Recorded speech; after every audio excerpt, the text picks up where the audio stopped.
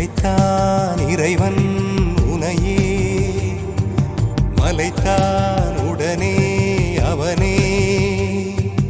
அழகை படைக்கும் திறமை முழுக்க உன்னுடன் சார்ந்தது, என் விழி சேர்ந்தது. விடிய விடிய மடியில் கிடக்கும் பொன்வினை உன்மேனி மீட்டட்டும் என் மேனி. இறைவினில் வந்து கலந்திடு, வீரல் பட மெல்ல காணிந்திடு. உடல் மட்டும் இங்கு கிடக்குது, உடன் வந்து நீயும் உயிர் கொடு. பல்லவன் சிற்பிகள் அன்று பண்ணிய